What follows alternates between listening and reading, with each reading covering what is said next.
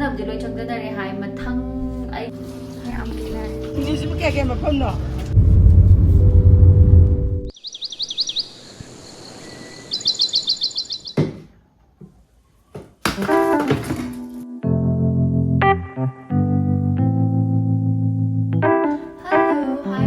welcome back to my channel. Ado ngashi se I'll be taking you through a day in my life video. Table ke ka clean to bolo mag loirabnina.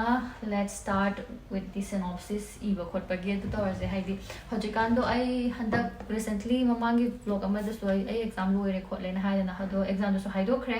Aduna research ki hoi synopsis ke ka iba khot pagi mo hog dore ba ko so finalize to ngai gi da makta iba khot pa so mo video se start. Kai ma choose pang change to may lakte akhoi ngasi se khande may chang sum nai nai je kamai ta bon noi khande aina ne season ha mug lang bada tat khre ba ko sigi da du sabta hap chan bani da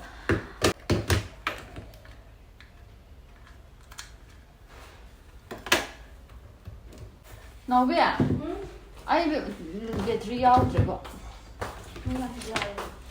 man may lakte ya may se lakte ba may lakte ne so le chat ko do khut na na ha pe ti ra ni pa le script le to nang na thai na to ram ki jom ne che ne like khang right khang thai na u bu tu tho so ni mu do khang right ite bo yam le ni no mi de jo u bu tho so ni mu do ai tho so ni mu do hai di expectation है मन बगी ने बदु दो माने माने आइना कइनो मा expect करगा अमा ओइर दो हौजिका ना एक्सपेक्टेशन अम त लाइट्रब मी म ओइर बने अदुगी स्टेज ला है हौजिका ने ए द का ता द कमिंग त होरो न खन बदो अदु माइ त एक्सपेक्टेशन अम बक थम एक्सपेक्टेशन थम से कान ते तना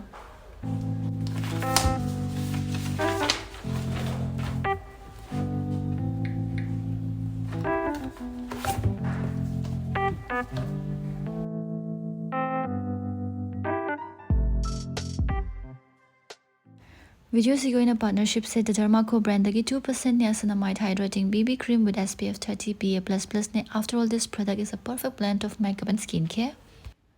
Season of a am lightweight or a pea size amount lower ga khoi gi mai da dum pura tai ra ga dum am lightweight na use to wear. After all, ma the color hum da lai ivory da aduga mathangi sin nude aduga last one sin a warm rich ne. Ado haidi mangon da yauri ba key ingredients in niacinamide hyaluronic acid complex yawbani na skin se pura khoi gi skincare shu tawba aduga hydrated oina su thambi ba do adu mai oi doine. All the products of the Dermaco are fragrance-free, and after all, the Dermaco has empowered 10,000 plus students this year with their Young Scientist initiative. And every time you buy from them, they will link your order to a child that they help you to get along with Bhumi. Nykaa, Amazon, amadi Flipkart also phangmani sigi products kaise Dermaco masamak to phange aduga Dermaco masa dai layergadi you can use my code Teresa 2023 to get 20% off. Kaiba. Ya sen chatlani no magina tara lok thokhani aigina check up chattoine ba. Mai ngasi tara hanagi mamangi maya do aduduga yam thuingo ko mi di chahi ama phade chahi ani hum chatpa do mai chahi ama kha chahi hum phadri no phade before ga after ga du su lakke aduga aigina sigi se emotion doctor ne 1.5 months ko sure dana sin da ulam na ni na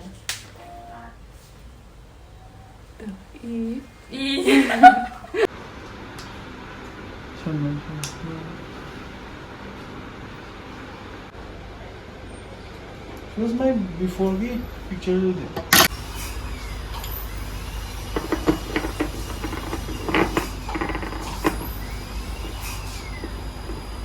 Mandring o nangi before je hawjika.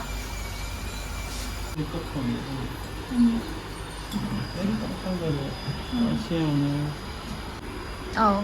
Look at this man. Nothing other than not a shame of the cocky cooking very thorough.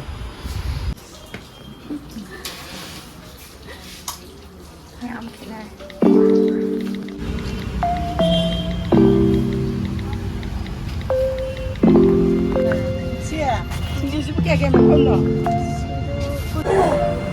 모모가네 쑥가 쑥가 싸도 하고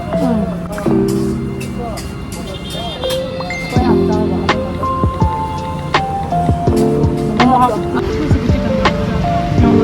시간이 오라 난 지금 mapana nga sai chara pado chare dana aduga aigi yagi sina ha haina phareebako ado changdanabdi loi changdanare hai mathang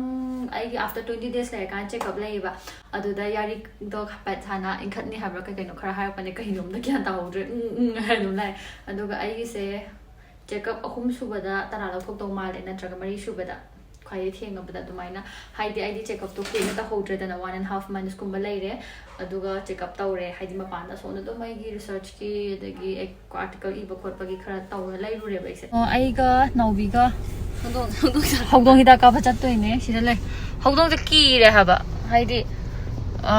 Jenny ga sam chane ba do hogdong hidak chu pak na su ka pat ko sina ha ba ngene khoi da loi da ka pa se do ngasi di ka pa chat ke na tawri ai ga naubi ga so thapak am leiba nu mi ta mo ngasi se oi tra ne loina su khot pi re loi khot khram ne ma na nau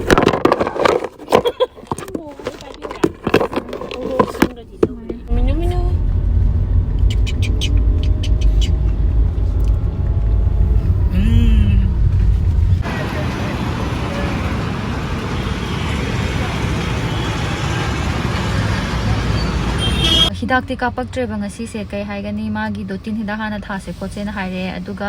hectic oiba schedule gai ding asi gi oina di loire adum normal oiba days la ani ngasi gi oina di do ngasi gi di ai video se sai da sha lage aduga hauji ki rang si gi oina di yam thuna su pha boy shano aduga I hope all of you stay safe adum healthy oina su dum lai boy shano bye bye and I love you all